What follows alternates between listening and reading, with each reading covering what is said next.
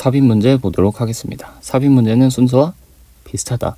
주어진 글을 소재가 잘 정렬되는 곳에 넣어주면 되는데, 잘 정렬되는 곳은 어디다? 이 주어진 글과 앞뒤로 내용이 가장 잘 연결되는 부분이 있을 것이다. 거기에 넣어줘서 소재를 정렬시키면 된다. 즉, 주어진 글과 앞뒷 문장의 소재 연결이 가장 잘 되는 곳, 그곳에다가 넣어주면 되고, 원래 있던 글을 똑 떼었으니 가끔 뭐가 발생하는 경우가 있다? 단절이 발생하는 경우가 존재하게 된다. 이런 식으로 문제를 풀어주시면 되겠습니다.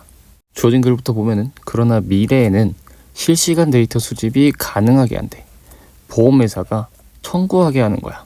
너가 운전한 만큼의 비율로 돈을 내라 라는 걸 가능하게 해준대. 뭐에 따라서? 사람들의 길에서의 실제 행동에 따라서. 이것은 반대된대. 일반화된 고정관념이죠. 특정한 고위험군의 일반화된 고정관념과는 반대로. 자, 그러면 주어진 글을 읽고 일단 앞에 뭐가 있었다? 벗이 있었다. 그러니까 일단 뭐가 될 거다? 틀 혹은 소재가 전환되는 부분에 주어진 글이 들어갈 거고, 주어진 글은 뭐에 대한 얘기다? 실시간 데이터를 통해서.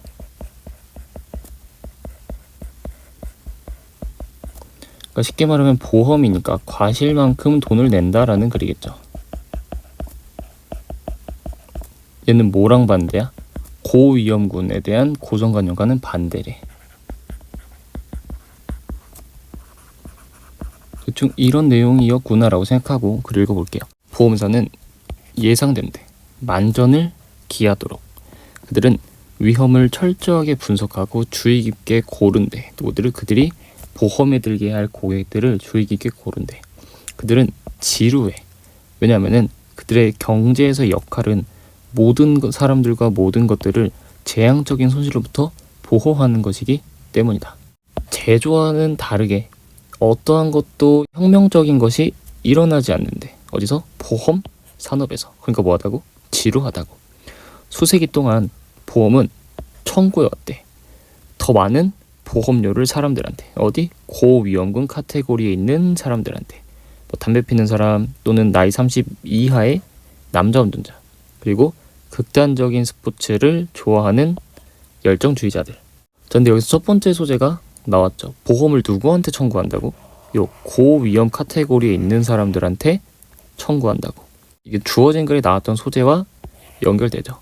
고위험군에 대한 고정관념과 다르게 이제는 누구한테 보험을 매긴다고? 과실만큼 낸 사람한테. 근데 어쨌든 수세기 동안 얘네한테 보험을 물게 했대. 고위험 카테고리에게. 소재가 나왔으니 조금 집중하면서 읽어봅시다. 이러한 유형의 분류는 주로 초래한대. 편견이나 확 두드러지는 차별을 주게 된대. 누구한테? 이런 불리한 집단에게. 자, 여기서 나온 이런 유형의 분류나 차별은 앞에서 나온 고위험군에 관한 얘기겠죠. 즉, 앞문장을 받는 말이고, 4번 보면 나쁘거나 고위험인 개인 운전자들은 결국 더 많은 돈을 내게 될 거래. 보험에. 뭐와 상관없이? 그들이 남자든 여자든 어리든 늙든 상관없이. 자, 뭐라고? 그들이 돈을 어쨌든 많이 낸대. 위험한 사람들이니까 돈을 많이 낸대. 근데 뭐에 상관없이? 그들이 남자건 여자건 어린애건 노인이든 상관없이 낸대. 지금 봐봐. 앞에서 뭐라 그랬어? 주로 돈을 누가 많이 낸다고? 고위험 카테고리에 있는 사람들이 돈을 많이 낸다고. 근데 거기서 어떻게 누가 더 많이 낸다고? 나이와 상관없이. 남자, 여자 상관없이, 나이 상관없이 돈을 낸다고. 그럼 나이에 상관없이 어떻게 낸다는 거야? 과실만큼 낸다는 거겠죠. 뭐가 아니라? at risk 그룹이 아니라. 즉 4번에서 뭐가 일어난 거야? 소재 전환이 일어난 거죠. 보험은 뭐 했어? 위험군이 많이 냈어. 근데 4번 노란 부분에서 뭐라고 하는 거야? 위험군과 regardless, 상관없이 네가 위험군에 속해 있든 아니든 누가 돈을 많이 내게 된다? 너가 과실 낸 만큼 돈을 낸다. 뭐 없이? 편견 없이. 라고 소재가 살짝 틀어지는 것을 볼 수 있죠. 그래서 regardless of라는 말 때문에 4번에서 소재 전환이 일어났네. 4번의 답을 넣어야 된다. 그럼 4번에서 벗으로 소재가 전환이 되는 거죠. 그러나 미래에는, 즉 과거에는 고위험군이 돈을 많이 내는 일이 벌어졌는데, 그러나 미래에는 실시간 데이터 수집이 보험회사가 청구하게 하는 거야. 너가 과실내만큼, 너가 운전한 대로 돈을 내라고. 뭐에 따라서? 그 사람의 도로에서의 행동에 따라서. 이건 뭐랑 반전되는 거야? 고위험군에 대한 일반적인 고정관념과 반대되는 거야. 그렇기 때문에 위험한 운전자들은 결국 돈을 더 많이 낸다고. 뭐에 상관없이 그들의 나이나 성별이라는 스티리오타입, 고정관념과 상관없이가 되겠죠. 그래서 38번의 답은 4번이 된다. 뒤에 해석까지만 해보면, 그래서 빅브라더의 의미는 위협을 준대. 그러나 많은 사람들은 동의할 거야. 실시간 모니터링을, 그들의 운전 행동에 대한 실시간 모니터링을 동의할 거래. 만약에 그게 낮은 보험료를 의미한다면. 어쨌든 답은 4번이 된다. 39번 보도록 하겠습니다. 이것은 서있대. 초기 figurative art랑 반대의 서있대. 얘는 구상화라는 아이고, 어쨌든 초기 구상화랑 반대래. 그것은 초점을 맞춘대. 어디에? 아티스트가 알고 있는 거야. 그 물체랑 공간에 대해서, 그가 그리고 있는 물체와 공간에 대해서 아는 것을 나타내는 거에 초점을 맞춘대. 뭐만큼? 그들이 어떻게 보여지는지, 그 공간이 어떻게 보여지는지만큼 예술가가 아는 것을 그리는 데 초점을 맞춘대. 그럼 주어진 글을 읽었을 때 뭔가 머릿속에 남는 게 뭐지? 초기 구상화는 예술가가 아는 것을 그리는 거다.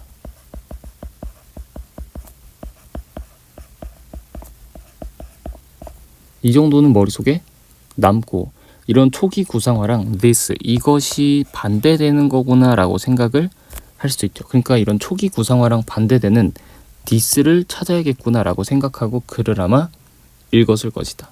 하지만 그렇게 글을 읽었어도 유의미한 연결이 되지가 않았을 거다. 어쨌든 읽어볼게요. 거의 모든 구상화인데 우리가 친숙한 구상화들은 원근법이 있대. 그들은 축소된 인물과 물체들을 나타내는데 그것들이 작아진대. 그들이 떨어질수록 그림의 초점에서, 그러니까 원근법이니까 멀어질수록 작게 보이겠죠. 원근법에 있는 그림들은 나타낸대. 어떻게 세상이 사람들한테 보여지는지를 나타낸대. 어떤 사람들? 그 장면을 보고 있는 거야. 공간에서, 특정 장소에서. 그렇죠? 특정 장소에서 뭔가를 보고 있는 사람들의 시선으로 그리는 거죠. 가까운 거는 크게, 먼 거는 작게 그리는 거죠. 어쨌든 원근법은 그렇게 그 장면을 보는 사람들한테 초점을 맞춰진대. 이러한 그림들은 아름답대, 그 자체로. 그러나 그런 그림들은 장면을 보여주지 않는데, 우리가 그들을 보는 것처럼 보여주지 않는데, 만약에 우리가 그것들을 보고 있다면 까지 읽었을 때 우리가 이상한 점을 느꼈어야 된다. 다시 A1 보면은 원근법의 그림들은 나타낸데 세상이 어떻게 보여지는지를 나타내는데 사람한테. 근데 어떤 사람? 그 장면을 보고 있는 사람이야. 그러니까 이 원근법을 쓴 거는 실제로 그 장면을 바라보는 사람의 입장에서 그렸다 라고 생각하면 되겠죠.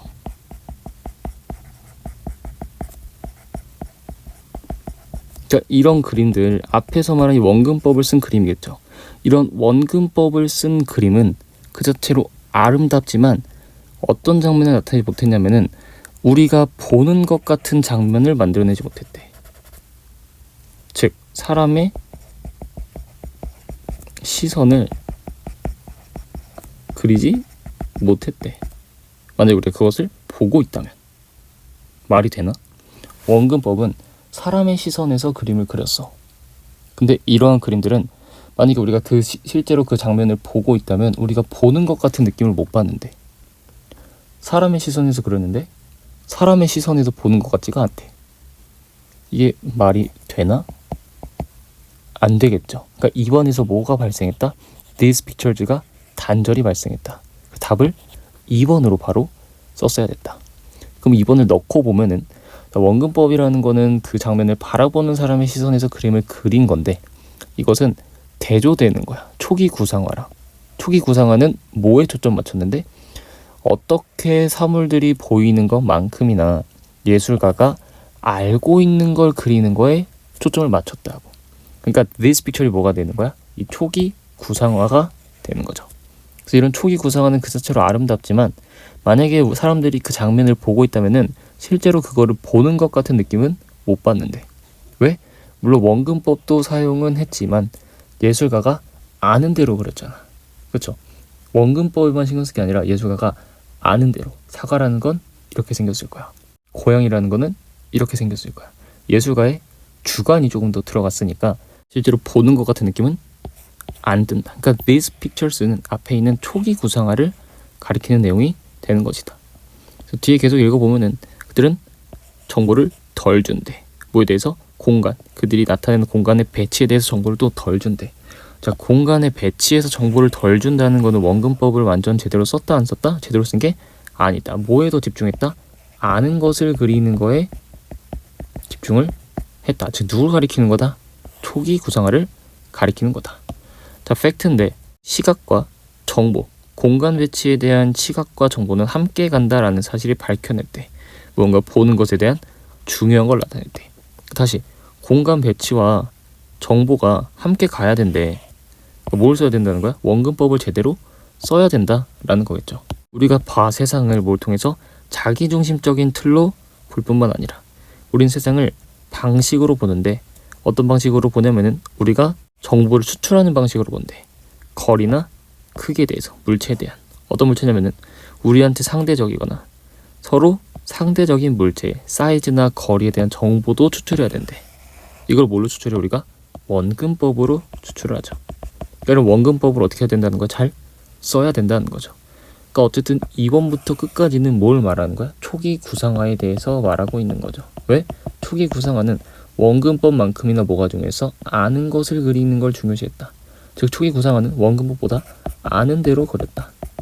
근데 이렇게 하면 우리가 정보를 추출할 수 없고 공간 배치에 대해서 유의미한 것을 얻어낼 수가 없다. 즉 뭐를 똑바로 써야 된다? 원근법을 똑바로 써야 된다라는 내용이겠고, these pictures가 앞에와 연결이 잘 안 되기 때문에 이게 단절이구나, 이게 초기 구상화의 그림들을 나타내는 거겠구나라고 생각을 하셨어야 됐다. 그 조금 어려운 문제였죠. 답은 2번이 되겠습니다.